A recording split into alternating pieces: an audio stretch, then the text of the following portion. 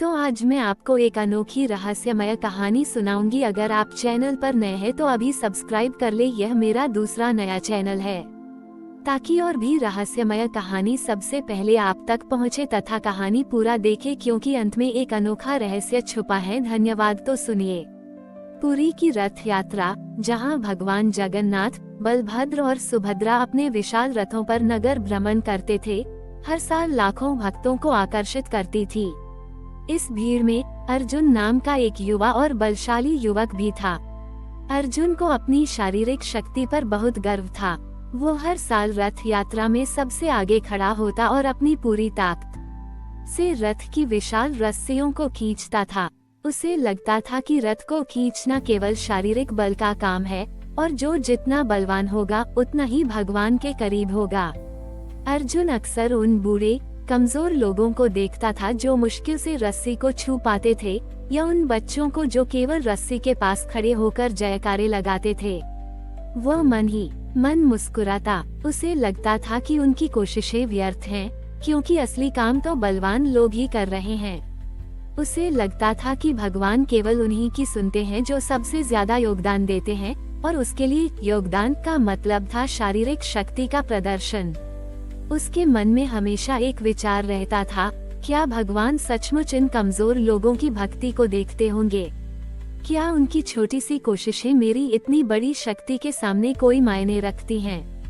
वह चाहता था कि उसे कोई ऐसा संकेत मिले जिससे उसे लगे कि भगवान उसकी भव्य शक्ति से सबसे ज्यादा प्रसन्न हैं। रथ यात्रा का दिन आया।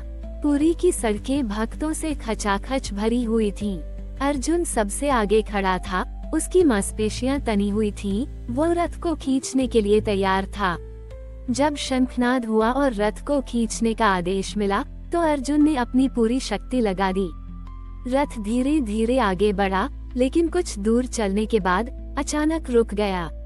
लाखों लोगों ने अपनी पूरी शक्ति लगाई। जय जगन्नाथ के जयकारे गूंज उठे, लेकिन रथ टस से मस नहीं हुआ। बड़े बड़े बलवान पुरुष, हाथी और यहाँ तक कि घोड़े भी लगाए गए, लेकिन रथ अपनी जगह से हिला भी नहीं। भीड़ में चिंता फैल गई।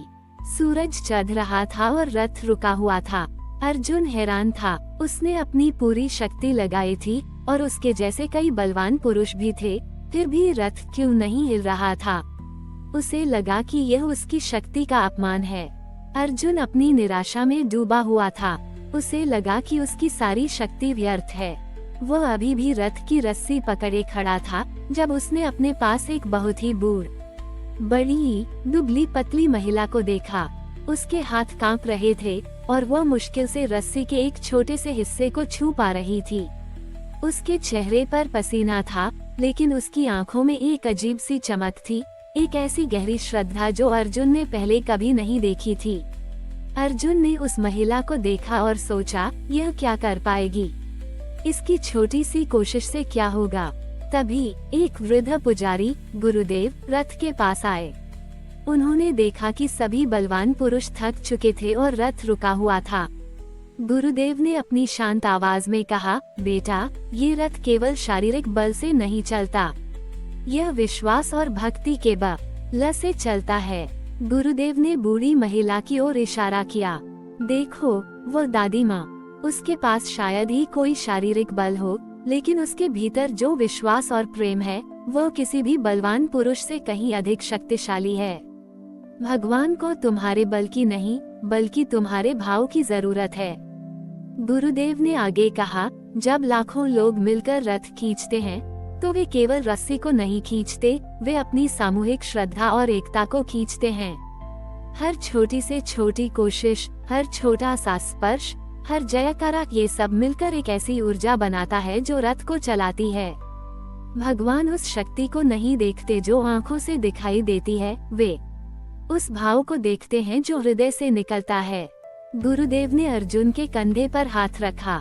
जाओ बेटा, उस दादी माँ की मदद करो, उसे रस्सी को ठीक से छूने दो और देखना, रथ अपने आप चलने लगेगा। गुरुदेव की बातें सुनकर अर्जुन की आंखों में आंसू आ गए। ये आंसू दुख के नहीं, बल्कि संतोष और नई समझ के थे। उसे लगा जैसे उसके भीतर एक नया प्रकाश जग गया हो। उसने हमेशा बाहरी शक्ति और दिखावे में भगवान को खोजा था, लेकिन भगवान तो उसके सामने ही थे, एक साधारण भक्त की सरल श्रद्धा और निस्वार्थ प्रयास में। उसे समझ आया कि उसका सारा ज्ञान अधूरा था, क्योंकि उसने इस सबसे महत्वपूर्ण सत्य को नहीं समझा था। अर्जुन तुरंत उस बूढ़ी महिला के पास गया। उसने धीरे से उसका हाथ पकड़ा और उसे रस्सी पर ठीक से रखने में मदद की। दादी माँ, अर्जुन ने विनम्रता से कहा, आप अपनी पूरी श्रद्धा से रस्सी को पकड़िए। भगवान हमारी पुकार सुनेंगे। बूढ़ी महिला ने अर्जुन की ओर देखा और मुस्कुराई। उसकी मुस्कान में एक ऐसी शांति थी जिसने अर्जुन के मन को भी शांत कर दिया। उसने अपनी आंखें बंद की और पूरी श्रद्धा से रस्सी को पकड़ा, भगवान जगन्नाथ का नाम जपने लगी। जैसे ही बूढ़ी महिला ने रस्सी को पकड़ा और उसने अपनी आंखों में विश्वास के साथ प्रार्थना की, एक अद्भुत घटना घटी। रथ, जो लाखों कोशिशों के बावजूद टस से मस नहीं हुआ था, अचानक धीरे धीरे हिलने लगा। फिर उसने गति पकड़ी और आगे बढ़ने लगा। भीड़ में जय जगन्नाथ के जयकारे गूंज उठे और लोगों के चेहरों पर खुशी और आश्चर्य था। उस दिन के अनुभव के बाद अर्जुन का जीवन पूरी तरह बदल गया। वह अब केवल एक बलशाली युवक नहीं था, बल्कि वह भक्ति वाला अर्जुन के नाम से जाना जाने लगा। लोग दूर दूर से उसके पास आते, न केवल उसकी कहानी सुनने के लिए, बल्कि उससे विश्वास और भक्ति के बारे में सीखने के लिए भी। अर्जुन उन्हें अपनी सरल भाषा में बताता कि कैसे भगवान हर कण में मौजूद हैं और कैसे सच्ची भक्ति किसी बाहरी दिखावे या शारीरिक शक्ति में नहीं, बल्कि निस्वार्थ सेवा और प्रेम में होती है। अर्जुन ने अपनी बाकी जिंदगी भगवान जगन्नाथ के संदेश को फैलाने में लगा दी। वो अब कभी अपनी शारीरिक शक्ति को लेकर गर्व नहीं करता था। उसे पता था कि भगवान हर पल उसके साथ हैं, हर उस व्यक्ति में जिसे मदद की जरूरत है, हर उस काम में जो वह प्रेम से करता है। उसने लोगों को सिखाया कि कैसे सच्चा दर्शन किसी बाहरी दिखावे में नहीं, बल्कि आंतरिक विश्वास और पवित्रता में होता है। उसने उन्हें बताया कि कैसे भगवान हर पल मौजूद हैं, चाहे कोई उन्हें देखे या न देखे, चाहे कोई उन्हें सुने या न सुने। उसकी शिक्षाओं ने कई लोगों के जीवन में बदलाव लाया। जो लोग पहले केवल अपने लिए जीते थे, वे अब दूसरों की मदद करने लगे। पुरी में एक नई भावना का संचार हुआ, करुणा, एकता और सामुदायिक सेवा की भावना। सालों बीतते गए, अर्जुन बूढ़ा हो गया। उसके शरीर में कमजोरी आ गई थी, लेकिन उसकी आत्मा उतनी ही शांत और आनंदित थी। वह अब भी हर साल रथ यात्रा में आता, लेकिन अब वो सबसे आगे रस्सी खींचने के बजाय पीछे खड़े होकर कमजोर लोगों की मदद करता था। उन्हें रस्सी छूने में सहारा देता था। उसकी आंखों में अब कोई प्रश्न नहीं था, केवल असीम कृतज्ञता थी।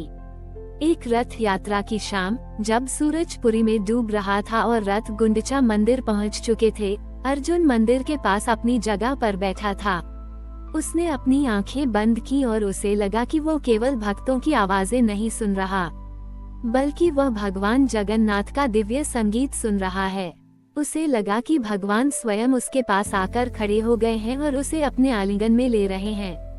अगली सुबह जब सूरज निकला, तो लोगों ने देखा कि अर्जुन अपनी जगह पर शांत लेटा हुआ था। उसके चेहरे पर एक दिव्य मुस्कान थी। पुरी के लोगों ने शोक मनाया, लेकिन उनके दिलों में अर्जुन के प्रति गहरा सम्मान था।